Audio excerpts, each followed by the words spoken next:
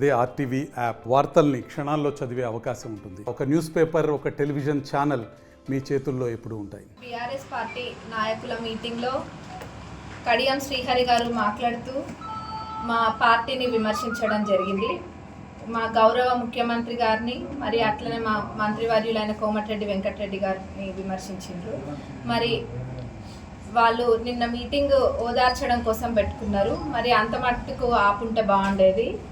మా పార్టీపై బురద జల్లే ప్రయత్నాలు చేసిండ్రు.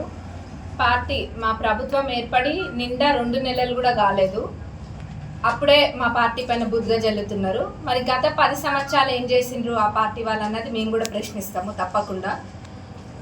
ఇది ప్రజలందరూ కూడా ఎవ్వరు పిల్లి కళ్ళు మూసుకొని పాలు తాగితే ఎవరు చూడరని అనుకుంటున్నారేమో. ప్రజలందరూ కూడా గత 10 సంవత్సరాలలో ఏం జరిగింది అన్నది ప్రజలందరూ చూసిండ్రు. అందుకనే మరి వాళ్ళ ఓటుతోటి బుద్ధి చెప్పిండ్రు ప్రజలు. అయినా కానీ ఆగట్లేరు. ఎందుకంటే వాళ్ళకి మరి ఫ్రస్ట్రేషన్ అనుకుంటా, ఓడిపోయిన ఫ్రస్ట్రేషన్ తోటి ఇవన్నీ మాట్లాడుతున్నారు. కానీ ఇప్పటికే మా ప్రభుత్వము 2 పథకాలను అమలుపరిచింది. అది కూడా ఇప్పుడు ఒక అప్పుల కుప్పలాగా ఉంది మన రాష్ట్రం. అయినా కానీ వెనకడుగేయకుండా మా పెద్దలు ఒక 2 ప్రవేశపెట్టింది ఇప్పటికే. మరి రాబోయే రోజులలో ఆ మిగతా గ్యారెంటీలు కూడా తప్పకుండా ప్రతి ఒక్కటి ఎన్ని ఇబ్బందుల్లో ఉన్నా కానీ ఎంత కష్టం వచ్చినా కానీ మాట ఇచ్చిందంటే కాంగ్రెస్ ప్రభుత్వం తప్పకుండా చేస్తుంది. కాంగ్రెస్ ప్రభుత్వం అంటేనే బడుగు బలహీన వర్గాలకి చేయూతనియడానికే ఉంది కాంగ్రెస్ ప్రభుత్వం. మరి ఒకప్పుడు ప్రజలు ఎవ్వరూ ఇంత స్వేచ్ఛగా ఉన్నట్టు అనిపించలేదు. ఇప్పుడు ఒక స్వాతంత్రం వచ్చిన విధంగా భావిస్తున్నారు, ముఖ్యంగా ఇక్కడ మా పాలకుర్తిలో అయితే. మరి ఆ రైతు బంధు కూడా దాదాపు చాలా మందికి పడ్డది.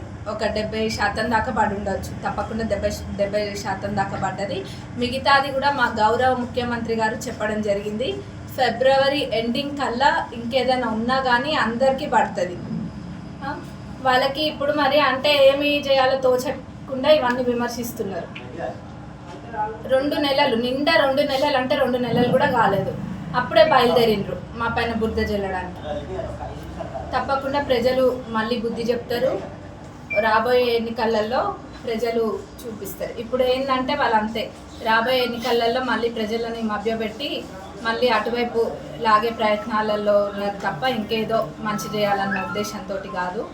మరి మా పార్టీ నాయకులను అంటే మటుకు మేము ఊరుకునేది లేదు. మరి వాళ్ళు చెప్తున్నారు కాంగ్రెస్ పార్టీ అట్టర్ ఫ్లాప్ అయిందని అంటున్నారు. దేనికి అట్టర్ ఫ్లాప్ అయిందో ఒకసారి వాళ్ళు వివరణ ఇవ్వాల్సిందిగా మేము కోరుకుంటున్నాము. మా ప్రభుత్వము ఏర్పడి ఎన్ని రోజులైంది, ఏర్పడ్డ కొన్ని రోజులలో ఎన్ని పనులు చేస్తుంది అన్నది గమనించాలి. మరి అట్లనే కరెంటు వస్తలేదని కూడా తప్పుడు ప్రచారం, అప్పుడు ఎన్నికల ముందు అదే ప్రచారము, ఎన్నికలు అయినాక కూడా మరి ఇంకా వాళ్ళు అదే భావనలో ఉన్నట్టుండ్రు.